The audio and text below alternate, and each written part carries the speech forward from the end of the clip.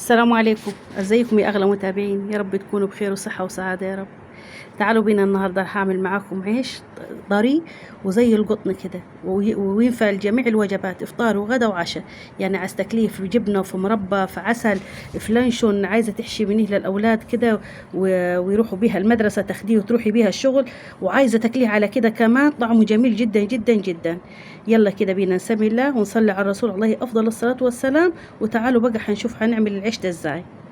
اول حاجه حبايبي رح انزل كده بشويه ميه، الميه تكون معايا فاتره، وباكت خميره او معلقه كبيره خميره فوريه. وبعد كده رح انزل بمعلقه كبيره من السكر ومعلقه صغيره من الملح وربع كوبايه من الزيت. يعني انا الاول نزلت بالميه الفاتره، بعد كده نزلت بباكت من الخميره او معلقه كبيره خميره فوريه، ونزلت بمعلقه كبيره من السكر ومعلقه صغيره من الملح وربع كوبايه من الزيت وكيلو دقيق. واللي هبتدي اعجن بقى بالميه. شايفين مكوناتنا بسيطة ازاي موجودة في مطبخك. بجد العيش دياتي حيعجبك، هتكليف غموز، يعني عايز تكليف ملوخية، تكليف بامية، عايزة تحشيه، يعني كل الوجبات زي ما قلت لك، افطار وغدا وعشاء. جربيه وبجد والله العظيم البيت كله اللي حيحبه حيقولك اعملوهن على طول، يعني احلى من الفينو.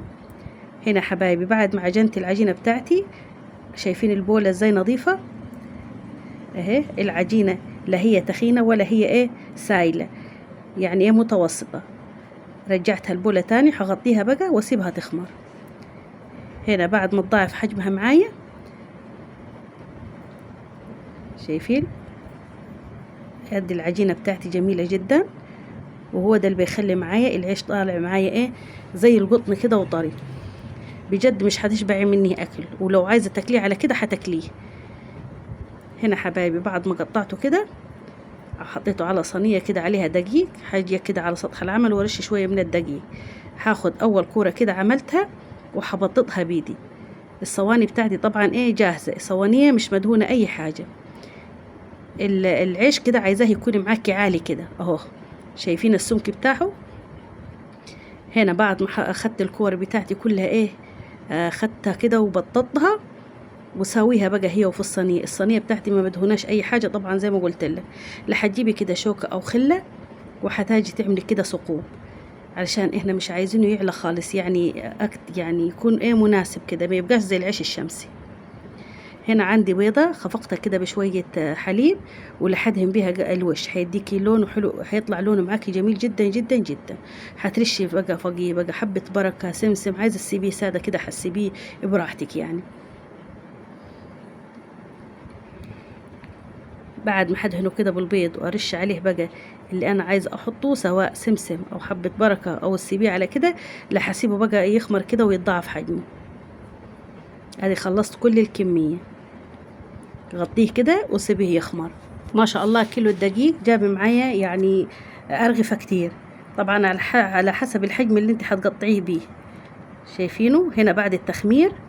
طبعا فرني سخنة جدا جدا على درجة حرارة 200، هتدخليه كده لحيجب معاكي وهيطلع معاكي لونه حلو، وكمان زي القطن كده وطري وخفيف.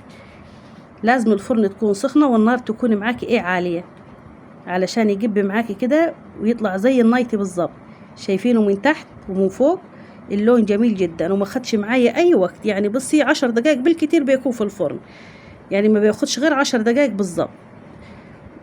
ادي يعني عيش سهل وسريع، يعني لو انت ما عندكيش عيش هتقومي حالا تعمليه.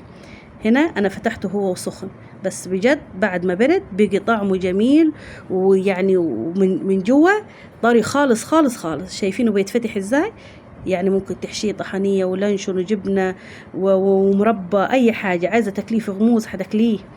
عايزاكي حبيبتي بقى تجربي الوصفة دياتي، وبجد والله هتعجبك وهتعمليه على طول وهتسهل عليكي. وبكده حبايبي الفيديو بتاعي انتهى. السلام عليكم.